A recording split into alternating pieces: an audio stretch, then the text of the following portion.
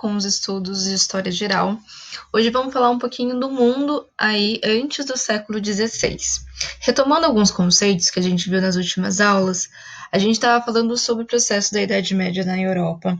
Vimos a formação aí dos estados nacionais, das monarquias nacionais, e agora a gente vai se direcionar ao que estava acontecendo em outros territórios além do continente europeu, né, anteriormente aí ao século XVI.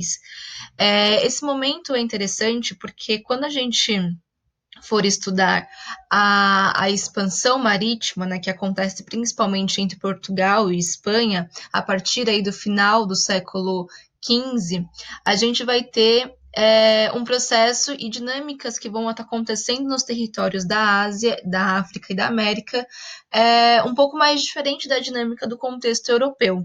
Então, eu optei por a gente estudar um pouquinho do que estava acontecendo nessas regiões, para a gente saber como que vai se direcionar esse processo de expansão marítima e como que vai acontecer esse processo de colonização, né, principalmente aí dos portugueses e espanhóis no continente africano e no continente da América Central e América do Sul.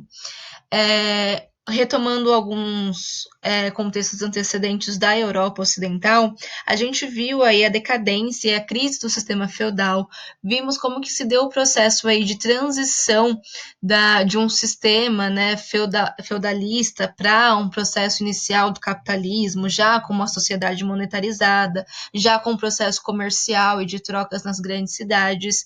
Vimos que na Europa está acontecendo um movimento de renascimentos, né? Quais são esses renascimentos? Renascimento comercial, renascimento urbano e o renascimento cultural. Então, nesse momento, a Europa está passando por várias transformações. Vamos ver posteriormente o processo de reformas religiosas, a igreja começa a perder poder, tem uma camada aí populacional que vai começar a juntar principalmente a burguesia, né, com representações políticas que vão contra todo o poderio que a igreja estava fazendo, todas as monopolizações de bens e de terras que a igreja tinha durante a Idade Média. E lembrando que a Idade Média, o marco, né, que finda a Idade Média é quando acaba a Guerra dos 100 Anos. Mas só para em termos didáticos, né, para a gente ter um processo de histórico mais temporal, uma coisa mais cronológica, a gente vai começar agora a ver como que o que estava acontecendo nos outros territórios, né, nos países aí do continente africano, na Ásia, durante toda essa mobilização política, econômica e estrutural que a gente veio vendo na Europa Ocidental. Vamos falar um pouquinho inicialmente da Ásia. Depois a gente vai, posteriormente, vamos passando para os outros territórios. A Ásia ia se atendo, né, à região do mundo árabe, da China, do Japão, a gente vai ter umas misturas populacionais nesse continente, principalmente entre as populações hindus e a muçulmana. A gente viu também que no Império Muçulmano, né, o povo árabe, ele conseguiu ter uma extensão muito grande do território no continente asiático, no Oriente Médio e no norte da África. Isso foi essencial para a propagação de vários conhecimentos do povo árabe e que influenciou diretamente na Europa também, como vimos, né, com a relação comercial e até mesmo com o renascimento cultural. Então, a gente vai ter essa mistura de populações na Ásia. E as religiões que vão se estabelecer nesse momento são as islâmicas e a budista. Principalmente na China, o budismo vai ser muito influente, né, não só no território chinês, mas também no Japão. Então, a gente vai ter essa mistura também de religiões mais voltada aí para o continente asiático. Vão formar, posteriormente, os impérios, né, o Império Persa, no Golfo Pérsico, entre o Golfo Pérsico e o Mar Cáspio, e o Império Otomano, que vai se propagar até ali o final da Primeira Guerra Mundial. Então, a gente vai ter a formação de impérios, né, no continente asiático, e o Império Otomano, ele se sobressai sobre as ruínas que foi o Império Bizantino, que a gente estudou nas aulas anteriores. A gente vai ter a formação de vários impérios e governos mais centralizados. Na China, a gente vai ter uma camada interessante que vai ser a camada social de letrados. São basicamente funcionários que vão ter o conhecimento da escrita, dos mandarins, né, que é a escrita chinesa. Então a gente vai ter essa camada aí se destacando porque não era necessariamente relacionada com o poder econômico, mas sim com o conhecimento da escrita, com esse conhecimento da escrita desse povo. A gente vai ter a formação do Império Ming, que é um dos impérios mais poderosos nesse momento, né, no contexto do mundo.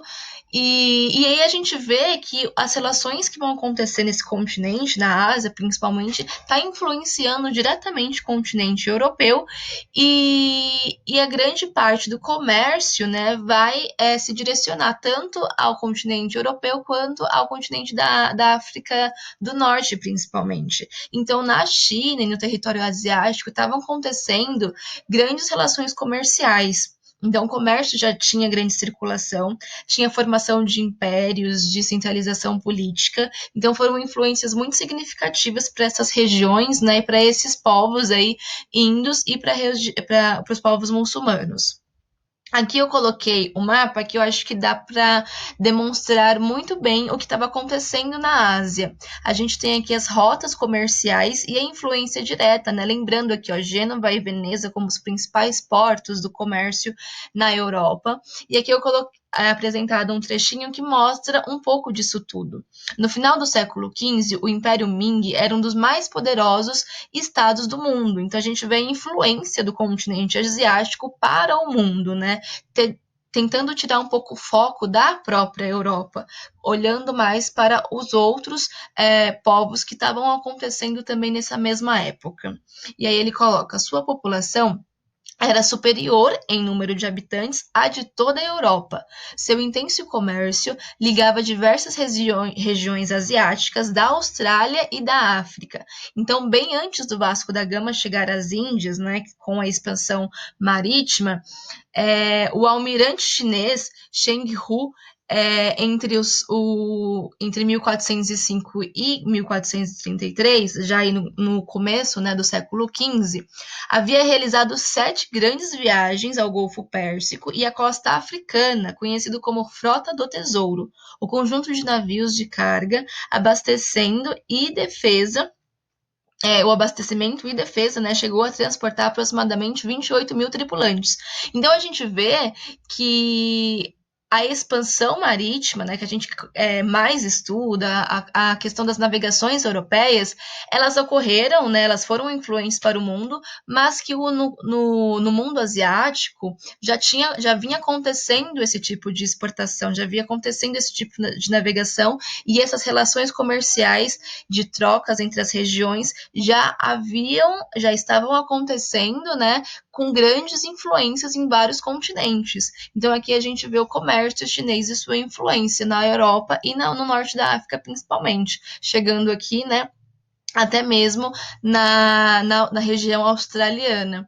É interessante pensar isso porque o nosso conhecimento muitas vezes fica apenas voltado para o que foi as navegações europeias, né? Claro que teve grande influência por conta aqui da colonização brasileira, mas é muito interessante pensar em toda essa relação dos outros continentes, né? E como que as tecnologias marítimas e de comércio já eram tão bem mais avançadas que no próprio continente europeu. Aqui tem as rotas, né, do almirante e a gente vê grande influência aí, sobretudo no continente europeu e norte da África. E aí agora a gente vai falar um pouquinho da África, né? A África, o continente africano, quando a gente viu anteriormente a formação dos reinos africanos, a gente viu a diversidade dos reinos e como que acontecia, né, as dinâmicas internas de cada população.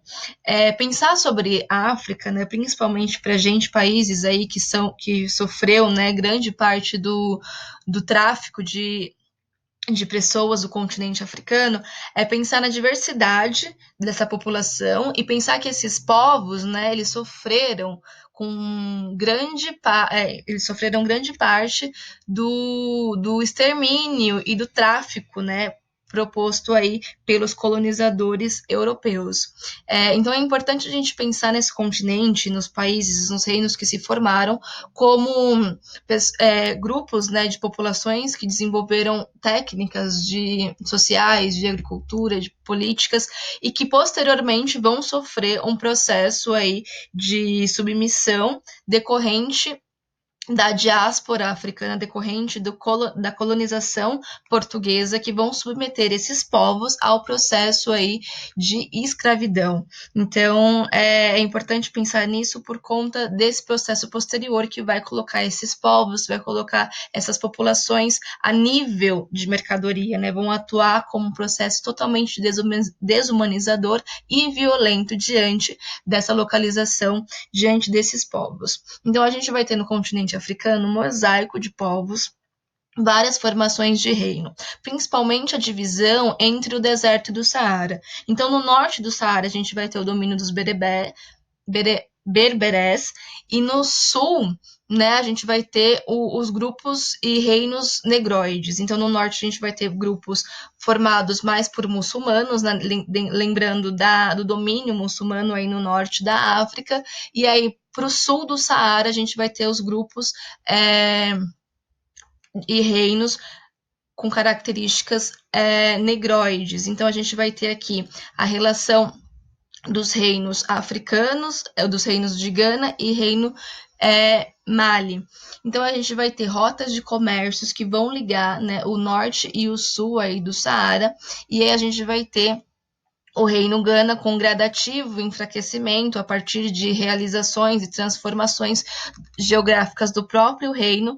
Posteriormente vem o reino Mali com grande alcance aí nas regiões do Atlântico e Saara através de rotas comerciais, lembrando, né, que os produtos ouro, trigos, relações comerciais que se ligam a esses produtos que eram desenvolvidos em cada reino.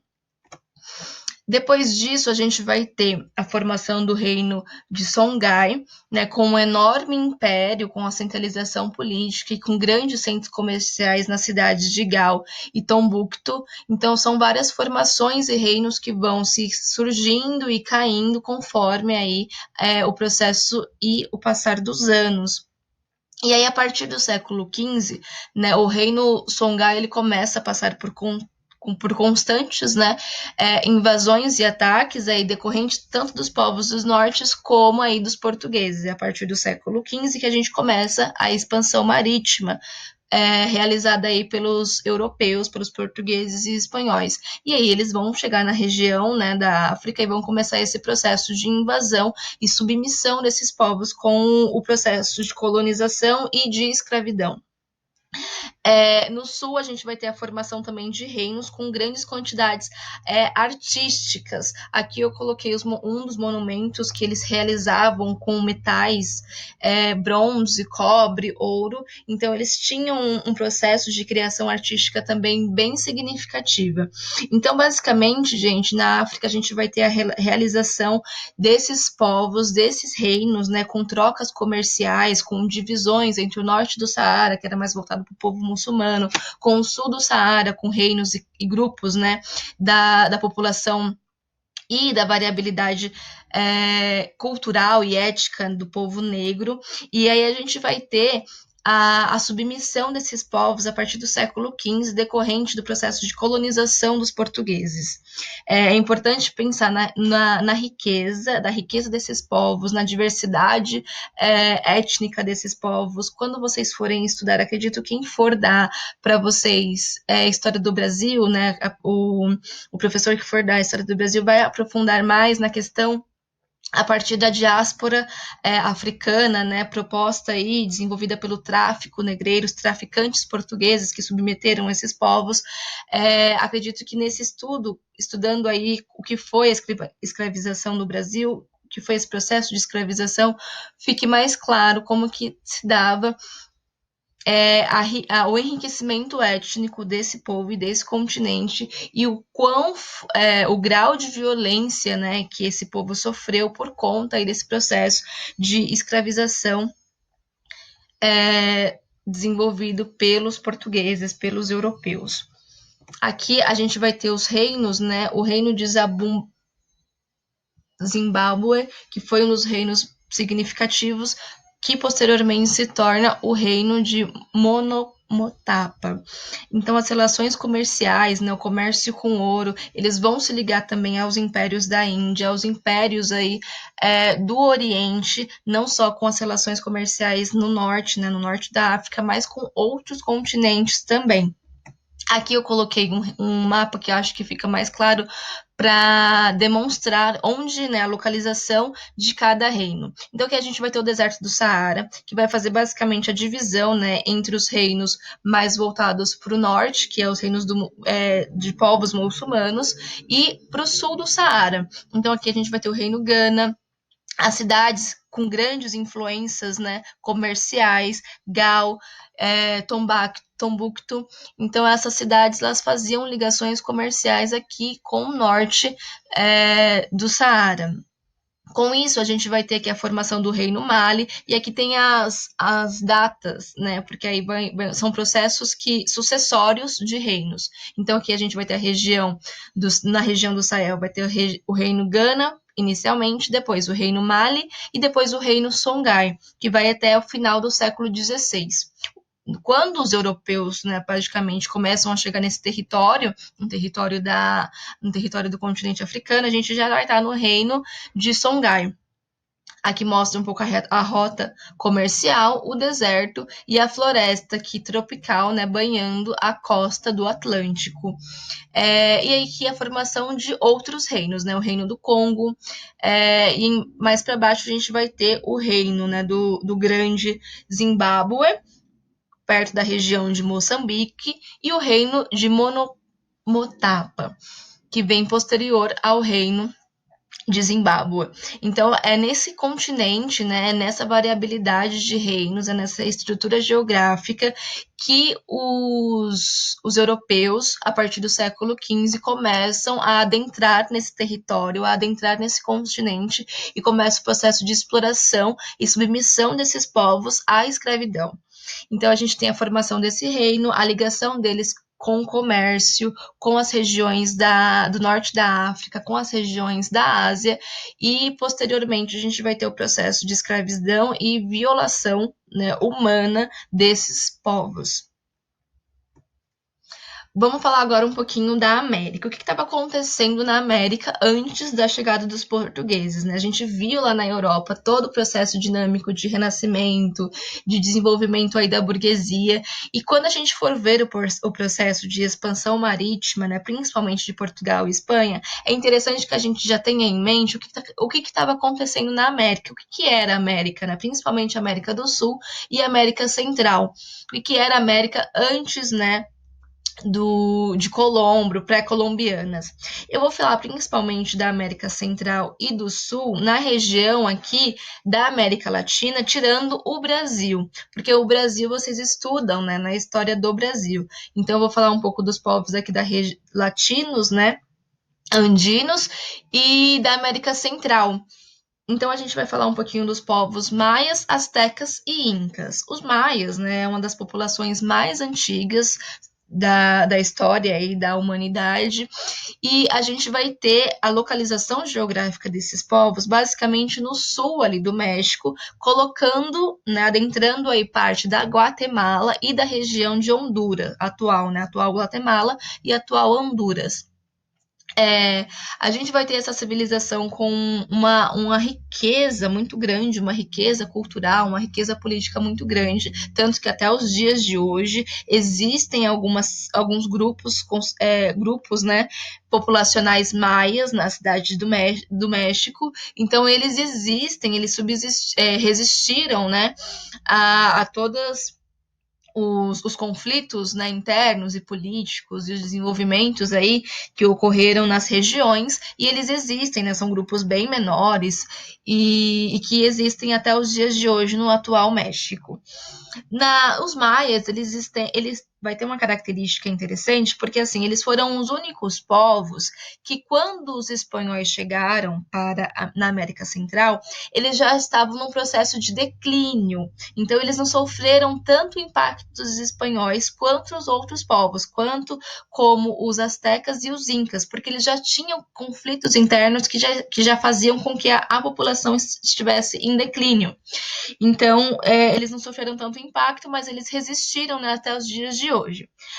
Eles tiveram um governo mais descentralizado, então a formação dos maias era de grupos sociais, de cidades-estados mais independentes, e a sociedade, né, ela é dividida basicamente em sacerdotes, nobres guerreiros e camponeses. Então, a gente tem um regime político mais descentralizado, com formação de cidades-estados independentes. A economia era baseada na agricultura, então eles usufruíam muito da natureza, assim como os outros povos também. A agricultura vai ser uma grande técnica aí de subsistência. E eles tiveram um conhecimento avançadíssimo na questão da astronomia, da matemática e da arquitetura. Então, eles têm uma base muito avançada nesses estudos, formação de templos, eles usufruíam muito de contos e de lendas para explicar a origem da humanidade. Então, a gente vai ter também a questão dos ciclos que eles criaram. Então, o calendário maia é baseado, né, em ciclos de muitos anos, e aí quando acaba um ciclo, é o fechamento do calendário, para começar um outro processo. Então, a questão cíclica da vida era muito ponderada na relação que eles tinham com a natureza. Então, tudo vinha desse processo cíclico, né? As pessoas morriam e nasciam como um círculo mesmo. Então, tudo estava muito vinculado. A religião era uma religião voltada a vários deuses, não, uma religião politeísta, mas que se direcionava diretamente com as relações da natureza, com as relações da chuva, da agricultura. Então, era muito interessante pensar nessa relação religiosa e o contato que eles tinham, né, o desenvolvimento que eles tinham com as questões aí da natureza. Por isso, eu coloquei aqui uma fotinha do calendário maia, né, que é um círculo mesmo, porque eles pensavam nessa questão de ciclo, e em 2012, não sei se vocês lembram, as pessoas estavam falando que o mundo ia acabar, que não sei o quê, e esse pensamento, né, essas informações estavam vindo do fechamento de um calendário maia, que fechou aí durante alguns anos, alguns 1000 anos, né, e né, em 2012 fechava um ciclo do calendário maia, e eles acreditavam mesmo que o mundo, né, nessas regiões aí que ainda sobreexiste os povos maias, que o mundo ia acabar e que ia começar um novo ciclo, e aí essa influência acabou se passando para o mundo inteiro. Mas é interessante pensar nisso, que eles baseavam a questão cíclica da vida com relações às questões da natureza. E aí a gente vai ter grandes avanços na astronomia, na matemática, na arquitetura. Eles têm uma escrita muito sofisticada, eles conseguiam ter uma língua direcionada ao processo da escrita, então eles conseguiam ter técnicas muito interessantes para fazer com que a existência deles, né, e toda a formação das cidades-estados e dos grupos sociais se perdurassem por muito tempo. A gente vai ter também a questão da agricultura voltada aos processos cíclicos e aqui eu coloquei a formação dos templos, né? Então, até hoje existem essas formações e essas arquiteturas que estão presentes até hoje. Então, são templos de estudos e de processos de religião que eles acreditavam que foi formado aí nessas regiões. Muito influente, né? Hoje são pontos turísticos que as pessoas vão visitar, mas que é interessante toda a riqueza desses povos, né? Diante de vários aspectos e campos do conhecimento. Aqui eu coloquei, né, um pouco da região da localização geográfica, bem ao sul aí da América Central, e aí a gente vai ter as regiões, né, atuais de Guatemala, Honduras e Belize, né, aí mais voltado para o sul do México. E aí agora a gente vai falar um pouquinho dos astecas. Os astecas e os maias, eles estão bem próximos geograficamente, né, na América Central. E a gente vai ter inicialmente os astecas como um dos povos, né, que tiveram um dos maiores volumes populacionais, então eles conseguiram desenvolver durante muito tempo uma alta quantidade aí de população, uma expansão demográfica muito grande e um avanço muito grande, né, da questão das cidades, da organização política, da organização social. A capital, né, mais famosa, que teve um auge de desenvolvimento maior, foi a Tenochtitlan. Eu não sei falar muito bem, gente, é uma língua mais voltada aí para os aspectos dos povos astecas, e aí a gente vai ter as cidades bem desenvolvidas, então eles tinham jardins, templos, ruas, era bem significativa a questão também da natureza. Os povos, né, astecas, incas e os maias, eles tinham uma relação muito grande, gente, muito forte com a natureza. Eles conseguiam decifrar muito bem o que a natureza conseguia falar para eles, então eles tinham um contato, uma conexão muito grande mesmo com a natureza e um respeito a esse ciclo, aos processos naturais. Eu reforço isso porque, assim, quando os espanhóis eles chegam nesses territórios, né, quando acontece aí a colonização espanhola, isso tudo é muito degradado, né, os espanhóis eles acabam num processo muito violento de destruição do que esses povos pensavam. O estilo de vida europeu, baseado nesse momento já no processo inicial do capitalismo, já na questão do lucro, do mercantilismo, eles não vão ligar para isso, eles vão pegar toda essa construção cultural e basicamente vão destruí-la. Então é interessante a gente pensar que o modo de vida, a dinâmica de vida desses povos era muito diferente do contexto europeu. É por isso que a gente tem pouco conhecimento disso e é por isso que é importante enaltecer esses povos e entender um pouco do enriquecimento que foi essas populações da América, né, da América Central e da América do Sul, porque isso vai ser muito diferente com o que estava acontecendo na Europa e o processo de colonização europeia vai dizimar tudo que foi construído. Então a gente vai ter uma sociedade bem desenvolvida e o Império Azteca a gente vai ter uma centralização política, então a gente vai ter um imperador que vai começar um processo mais de centralização. Vão ter servos, vai ter uma economia baseada aí na agricultura e na servidão coletiva. A religião também vai ser uma religião politeísta e a questão do sacrifício humano, que também acontecia com os maias, mas nos astecas vai ser um movimento religioso interessante, porque eles vão levar mais ao pé da letra. Então, os sacrifícios humanos, as pessoas eram sacrificadas nos templos, havia práticas de canibalismo, então essa prática vai ser mais acentuada nos povos, nos grupos sociais dos astecas. Por conta dessa questão religiosa muito influente na vida política, na vida social dessas pessoas, alguns deuses eles acreditavam, né, que os deuses sacrificavam para que a terra, por exemplo, não acabasse, para que a terra continuasse existindo, para que houvesse prosperidade. Então era interessante que houvesse sacrifício humano mesmo nos templos, nas pirâmides, para ter alguma solução de algum conflito que eles estavam passando.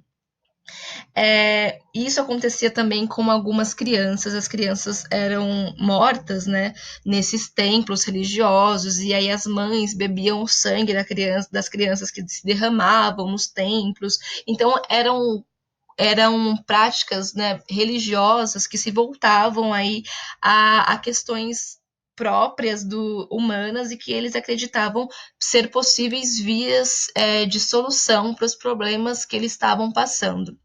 Então, era uma religião muito carregada desse misticismo simbólico da religião politeísta, e a gente tem toda essa dinâmica, né, das relações da natureza também com esses povos, tanto que em algumas fases da lua, as mães, elas não tinham filhos, porque os filhos poderiam nascer com determinadas características, por exemplo, na lua cheia, evitava ter filhos, porque a lua poderia ter alguma parte do corpo do filho, coisas desse tipo que relacionavam aspectos da natureza com aspectos da vida humana. E até hoje, no México, existe alguma interferência por conta dessa crença, né, dessas religiões, essas práticas religiosas que aconteciam nos povos astecas, até hoje tem. E se a gente for pensar também aqui na sociedade brasileira, a gente tem muitas crenças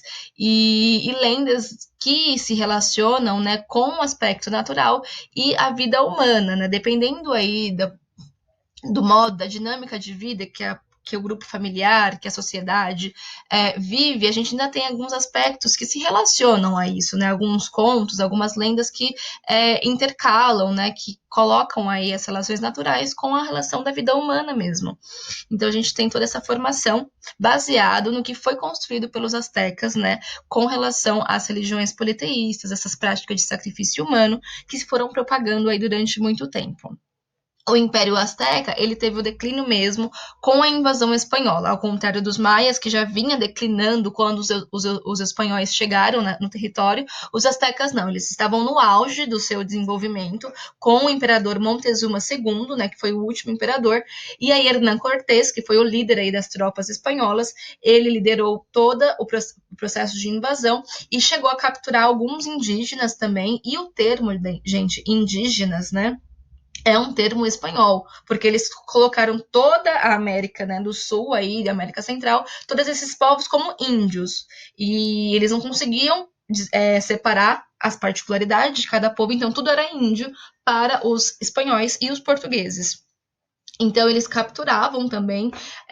Existiam algumas tribos, sim, dos astecas que não eram, que tinham conflitos com o próprio imperador, assim como toda a sociedade, né? Há conflitos com o representante político. E aí, o Hernán Cortés, ele usufrui desses conflitos para capturar esses índios que são contra o imperador e ajudar ele no processo de invasão. Ele lidera as tropas aí espanholas e consegue aí dizimar boa parte da população e destruir tudo que os astecas construíram.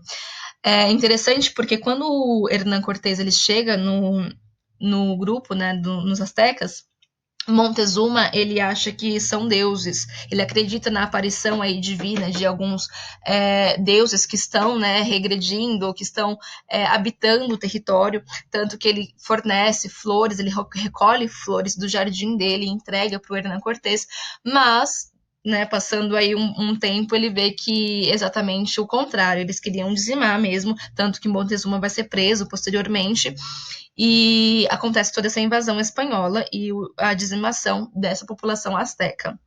Lembrando, gente, que assim, para os astecas, né, a questão do ouro, a questão dos metais preciosos, eles não eram significativos, não significava muito para essa população, porque eles se relacionavam mais com questões da natureza, com cores, com tintas, com plumas, com penas, era o que fazia sentido para eles, era o que eles acreditavam, né, na relação e da dinâmica de vida. E aí eles começam a trocar o ouro e os espanhóis, como sabiam da preciosidade, como tinham interesse, né, econômico em todo esse ouro dessa região, eles começam a fazer essa troca, né, e sem saber o caráter econômico que tinha tudo isso. E aí, cada vez mais, os espanhóis, eles usufruem dessa falta, aí, né, dessa dissonância da representação dos materiais, e aí eles acabam capturando aí todo os metais preciosos, né, principalmente aí para a colônia, né, a colônia começa o processo aí de exportação econômica para a metrópole, no caso, a Espanha. E aí, falando um pouquinho agora dos Incas. Os Incas, eles estão localizados aí na América do Sul, né? Aqui nossos vizinhos, os países vizinhos aqui do Brasil.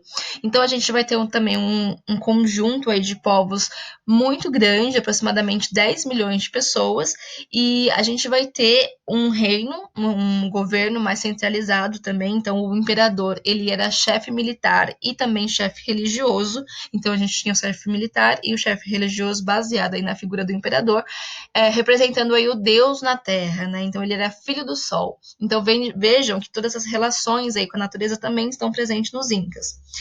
O auge do Império aí já foi na metade do século XV, indo até a metade do século XVI, e as regiões aí que basearam, né, que foram participativas e presentes nesse auge do Império, foram as regiões, né, indo do Equador ao Chile. Então a gente vai ter todos os nossos países aqui vizinhos da América Latina. O imperador Pachacuti, colocou aí a capital em Cusco, né, que foi o auge aí do Império, e a cidade de Machu Picchu, gente, a cidade de Machu Picchu, eu coloquei uma fotinha dela aqui, que foi uma cidade grandiosa, né, do Império Inca. Eles desenvolviam vários processos aí de socialização, escolas, técnicas de agricultura, política, religião. A cidade de Machu Picchu, né, que também conseguiu no seu auge aqui, né, nessa época, foi interessante porque os espanhóis não conseguiram invadir a cidade. É por isso que ela está presente até os dias de hoje, né, com as suas riquezas e as suas construções arquitetônicas, religiosas, preservadas, porque os espanhóis eles não conseguiram chegar a Machu Picchu. Realmente é uma localização muito difícil de chegar. Mas os incas eles perdem, né, boa parte aí das outras localizações a partir da chegada dos espanhóis. A economia também era baseada numa servidão coletiva, tinha uma hierarquização, né, social um pouco mais forte. Havia um tipo de trabalho compulsório, que era a MIA. Os espanhóis vão usufruir desse tipo de trabalho e vão colocar esses povos ainda mais sob esse tipo de trabalho. Então, quando os espanhóis chegam, como já tem uma sociedade já organizada, com a hierarquização um pouco mais forte, eles usufruem dessas práticas que já vinham acontecendo. Eles utilizam um sistema de irrigação muito interessante, baseado nas encostas das montanhas, né, o terraço. Então, eles usufruem dessa estrutura geográfica para produzir a agricultura. Então, eles constroem esse sistema de irrigação. Aqui, gente, eu coloquei um trecho do Eduardo Galeano, que foi um historiador muito influente aqui sobre o processo de história da América Latina. O nome do livro é Nas Veias Abertas da América Latina. Ele mostra um pouco do que foi esse processo de colonização espanhola, como que estava acontecendo aqui, né, principalmente nas regiões astecas e incas, e coloca a riqueza e o enriquecimento, né? Quando os espanhóis chegaram à América, estava em seu apogeu o Império Teocrático dos Incas, que estendia seu poder sobre o que hoje chamamos de Peru, Bolívia e Equador. Abarcava parte da Colômbia e do Chile e alcançava até o norte argentino e a selva brasileira. A Confederação dos Aztecas tinha conquistado um alto nível de eficiência no Vale do México e no Yucatán e na América Central. A esplêndida civilização dos maias persistia nos povos herdeiros organizados para o trabalho e para a guerra. Essas sociedades deixaram numerosos testemunhos de sua grandeza, apesar de todo o longo tempo da devastação, monumentos religiosos que nada devem às pirâmides egípcias, eficazes inventos técnicos para enfrentar as secas, objetos de artes que revelam um invicto talento. No Museu de Lima, podem ser vistos centenas de crânios que foram objeto de trepanação ou que receberam placas de ouro e prata por parte dos cirurgiões incas. Os maias tinham sido grandes astrônomos, mediram o tempo e o espaço com assombrosa precisão, e tinham descoberto o valor do número zero antes de qualquer povo da história. As ilhas artificiais e os arquedutos criados pelos astecas deslumbraram Hernán Cortés, embora não fossem de ouro. E aí ele faz um jogo aqui, porque assim, Hernán Cortés, né, foi o líder espanhol que dizimou aí boa parte dessas populações, e ele fala, mesmo que não fossem de ouro, porque eles queriam ouro, eles estavam buscando ouro, Hernán Cortés ele fica deslumbrado quando ele chega nesses povos. Os europeus ficam deslumbrados porque eles não acreditam, né? Como eles têm aquela questão eurocêntrica já bem formulada, né, na concepção aí idealística dos ideais, eles ficam deslumbrados quando eles chegam à América Central e à América do Sul e veem o enriquecimento, o desenvolvimento técnico e científico desses povos. E é muito triste pensar nesse processo da América Latina, porque a gente vê o que acontece a posterior a chegada do Hernán Cortés e posterior a chegada de Portugal no Brasil, né? São processos de dizimação cultural, são processos etnocêntricos, né, propostos aí pelos europeus, que infelizmente mostram um pouco do que é a América Latina atualmente. A América Latina totalmente devastada, a América Latina em guerra, a América Latina submissa a esses colonizadores europeus que fizeram parte aí da nossa história. Então, é um recado, gente. Eu coloquei o Eduardo Galeano também como material de apoio, né? O livro dele, é claro que acredito que não dê tempo de vocês lerem o livro inteiro, mas vale aí a leitura de trechos do livro para pensar a resistência da América Latina como um todo, a resistência desses povos que sofreram, né, com o processo aí de colonização. Aqui eu coloquei, gente, a taxa populacional da região da Mesoamérica, América Central, e da região andina, que é a América do Sul. Olha o tanto, né, que cai a taxa de milhão de habitantes. Então, aqui até a chegada dos europeus, né, dos espanhóis, a gente tinha aproximadamente na Mesoamérica 25 milhões, né, de habitantes, de 12 a 25 milhões. E aí, em 1580, gente, já quase não deu nem, né, foram poucos anos, né, basicamente 70 anos aí depois, a gente tem uma queda muito abrupta de milhão de habitantes. Aqui na região andina, né, um pouco menos inicialmente, aproximadamente 15 milhões, e aí a gente vai para o final aí do século XVI a 1,5 milhão de habitantes. Então, fica nitidamente a dizimação da população aí das regiões Mesoamérica e da região andina. Aqui eu coloquei um exercício que caiu na Unesp no vestibular de 2019, falando um pouco das regiões. Eles colocaram assim: outra prática comum aos povos mesoamericanos foi a construção de cidades. As cidades mesoamericanas também serviam para dar identidade grupal aos seus habitantes, ou seja, as pessoas se reconheciam como pertencentes a tal cidade e não como indígena. Aquele termo que eu falei para vocês, indígena, foi um termo utilizado pelos espanhóis, um termo genérico para denominar todos os povos. Termo que começou a ser utilizado pelos espanhóis para referir-se a milhares de grupos que se autodenominavam meticas, cholutecas, esse nome eu não vou falar, porque eu não tenho uma pronúncia muito boa, dependendo da cidade que habitavam. Então, eles tinham autodenominações e uma variabilidade muito grande de grupos, né? E os espanhóis chegam e colocam, todos são indígenas. Um termo bem, assim, genérico.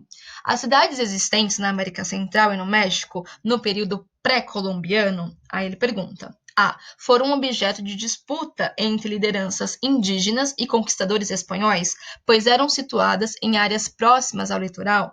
B. Eram centros comerciais, políticos e religiosos que contribuíam para a caracterização e diferenciação dos habitantes da região. C. Eram espaços dedicados essencialmente a cultos religiosos monoteístas. Não, a gente viu que eram politeístas. Já elimina C. D. Eram as capitais de grandes unidades políticas e sociais e seus governantes buscavam a homogeneização dos povos indígenas da região. Não, a gente viu que existiam vários povos, existiam até cidades-estados muito diferentes culturalmente, então não buscavam essa homogeneização. E foram conservadas quase integralmente até os dias de hoje, graças às preocupações preservacionistas dos colonizadores espanhóis. Não, isso aqui é quase uma piada, né? Obviamente que não. Os únicos que se preservaram foram os maias, mas não foi decorrente à bondade dos espanhóis, né? Foi porque eles já estavam em declínio, mas de alguma forma eles conseguiram aí resistir até os dias de hoje. Então, a gente tem a B como alternativa. A não é porque assim, foram objeto de disputas entre lideranças indígenas e conquistadores espanhóis, pois isso ele está perguntando no período antes pré-colombiano, né, antes da chegada dos espanhóis. Então, não houve essa disputa antes. E o que mais se relacionam é a B mesmo, que eram centros comerciais, políticos e religiosos que contribuíram, né, para a caracterização e diferenciação dos habitantes de cada região. Foi o que a gente viu aqui ao longo da aula. Aqui, gente, eu coloquei um material de apoio com o livro do Eduardo Galeano. Se vocês puderem ler alguns trechos, eu acho interessante, acho válido a leitura. Coloquei uma música do Chico César, falando Mama África, que mostra um pouco da relação africana, que é o berço, né, praticamente, de todos os grupos étnicos que a gente vivencia aqui atualmente, mostrando como é que foi relata um pouco, né, desse processo de berço da humanidade aí, principalmente a partir da diáspora africana e de todo essa submissão desse povo ao processo aí de escravização. E eu coloquei também uma notícia de 2012 aí do G1 que mostra, né, o processo aí que eles comemoraram o fim de mais os ciclos maias e que a galera achava que ia acabar o mundo por conta disso e tudo mais. É isso, gente. Qualquer dúvida, estamos aí. Bons estudos para vocês.